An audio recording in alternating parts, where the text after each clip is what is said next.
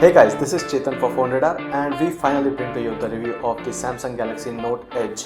This is the Note Edge, which is basically a cousin of the Galaxy Note 4, offering the same specifications with the only difference being the innovative part that is included in the Note Edge, that's this Edge display, which wraps around the corner of the phone, and the display doesn't come as a part of the standard UI because there are a few different applications and a few features of the software which help in user experience enhancement.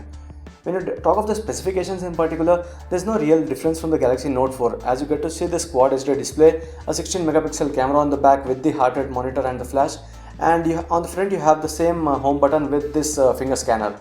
And internally the power is again the same because we have the Qualcomm Snapdragon 805 processor device with 3GB of RAM and Adreno 420 CPU with 32GB of internal storage. And this is the Android KitKat with the refreshed TouchWiz UI which we have been seeing from the Galaxy S5. And there's also this S Pen which would be useful for not many but still quite a lot of people. And while the Galaxy Note 4 had a 3220 mAh battery, this one has a bit of lower end, that's 3000 mAh battery. Now talking about the design, that is where you get to see the power button that is shifted towards the top, and there's no buttons on the side, which is something Samsung had to compromise with, and it isn't to reach with one hand because you have to push your finger towards the top, but still you can use the home button for the same. And the design is almost similar to what you had seen on the Galaxy Alpha as well as on the Galaxy Note 4, but there's a weird junction on the right side towards the curve and towards the back. And above the display we have the earpiece, the ambient light sensor, the proximity sensor, and the 3.7 megapixel wide angle camera for the selfies. The metal band on the top is something that gave us a hard time while making calls, as it has a little raised and pushed itself into the ear, and it is painful during long calls. Below display is a combination of the physical home button with the finger scanner sensor and the two touch sensitive navigation buttons on the other side, nothing new again. There are two microphones in the bottom, while the micro USB port and the S Pen pocket are located as well, and in the top there's a third microphone and the 3.5mm headset jack with the IR blaster, and the power button also stays on the top. The indentations on the Note 4 are all gone on the side frame, and now we see a fully flat one running from the top to the bottom. The chamfered edge on the backside doesn't come with the metallic mirroring type effect that you had seen on the Note 4, so that is again one other compromise that we see when you compare that with the Note 4. So the Note Edge isn't really easy to hold, and being wider than the Note 4 already, it is not possible to easily use this with one hand. It has a shorter and wider display, and although Samsung has given us a bit of few software enhancements, let's talk about the display. It's 2560 into 1600 pixels of resolution because there is a 160 pixels of side edge display that we are talking about. So here comes the interesting part, the edge screen and the display. It will be more interesting to see how we will be able to do the daily tasks and find the edge screen to be any useful, and for me it has been a crazy adventure than a productive addition to the device. The standard front display of the Note Edge has nothing to worry about. Quad HD resolution under the 5.6 inch screen, giving it a good PPI and the brilliant color output, pixel density and readability. Everything is good there, but the curved edge screens is something that would show you something else. It's 160 into 2560 pixels of resolution screen that curves down towards the side and has its own content that shows up along with the notifications and anything that you wanted it to show. Interestingly, Samsung has optimized several apps to get the Edge to some use. The Edge screen doesn't get involved in showing video or the game content, and that is only good as you don't have to pull down the notification panel to get the latest missed notifications while you are playing any game or busy with something else. Touch sensitivity was always good, and although in the earlier stages I felt it could be taking too many touches unnecessarily on the edge screen, that wasn't the case later on. The edge screen and its functionality is different from the main screen, and that is evident with the screen turned off, where you can trigger the edge screen to show notifications and the time and date information. That is useful because you don't have to wake up the screen always. There's a night mode for those who wanted to check the time when the screen is turned off, and the Indian unit has a 180-degree usage for the left-handed users. That we had a hard time with the Korean or the Japanese unit that we used because there wasn't any 180 degrees rotation in that. I know, but Samsung has chosen to give the edge screen with only the right side as the base, so the 180 degrees rotation. And for someone who wanted the edge screen functionality on the left, they'll notice the home and navigation buttons as a part of the screen, and they have to pull it out from the bottom, but you won't find it easy to use the phone upside down all the time. Just like the Note 4, the Note Edge offers a lot for multitasking, one-handed usage, and there are deep embedded options that can help one use the phone in a much better way. but it is still TouchWiz and you cannot get away from the little lags on the high graphic loaded content, and I've already started noticing that in a few days of usage itself. Multitasking has been a great addition to the Note series already, and this is quite evident here as well. Now you get the option to open the window directly from the multitasking screen by tapping on the option to have it on the split screen view. The arousal of the multiple apps is something similar to what you see on the Android Lollipop. But this isn't the Android Lollipop but a KitKat version. We expect the Lollipop to be up into this very soon.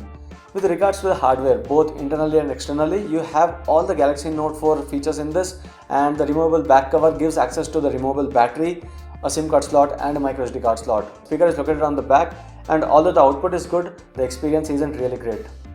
The S Pen functionality seems a little weird, where you might find it a bit good only if the edge is placed on a flat surface, because when you are holding the device with this way and you wanted to use the S Pen, sometimes you might feel the fingers to be popping out a lot and you can't use the side panel because of that.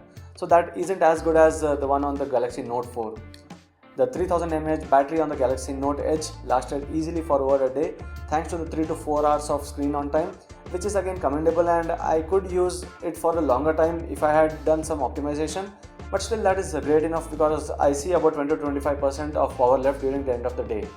And if that was not only the case, then the fast charger provided in the package helped me a lot because I could charge it not till 50 but at least till 42% in 30 minutes of time. Coming to the areas, one of those where Samsung has been doing great, it's this camera. It's a 16 megapixel camera on the Note series, and even the Note 4 has the same camera.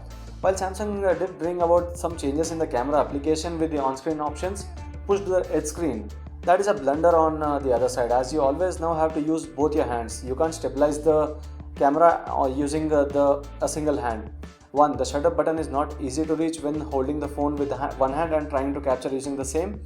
And two, the options pushed to the corners need a better handling of the phone, or get ready to see some shakes while you try to reach the shutter button. Low light photos come out clean, less grainy and less shaky with the help of optical image stabilization. And although we might see this is to be a poor in quality on too low light conditions, the Note Edge can be one of those devices at least showing up something in the frame than just complete darkness that you see on the other flagships.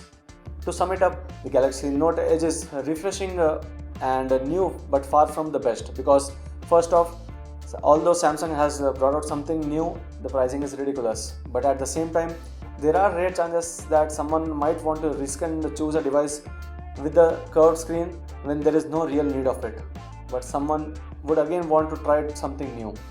Some things that I hate about the Note Edge are as follows. First one is this metallic rim on the top.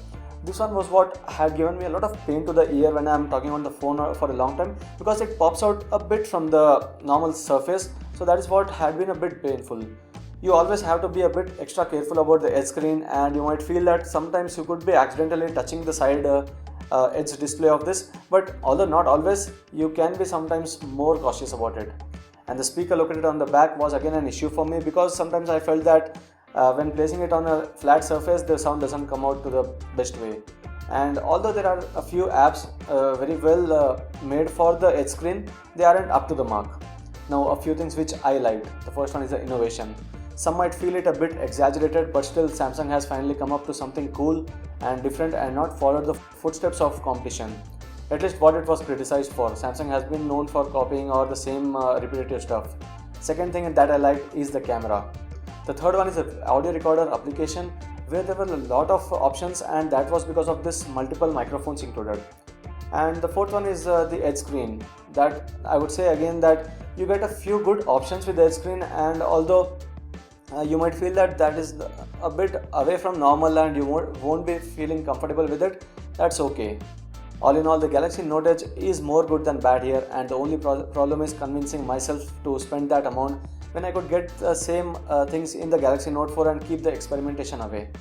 So this was the Galaxy Note Edge and the review of the Galaxy Note Edge, and this is priced a bit higher than the Galaxy Note 4. So that is one of the areas where some might be feeling not to experiment, not to choose something that is out of the box and stay to the normal. So the normal is Galaxy Note 4 there, but for someone who wanted to try something out, this is not really bad. So this was the review of the Galaxy Note 4. Stay subscribed to PhoneRadar for more videos. Thank you.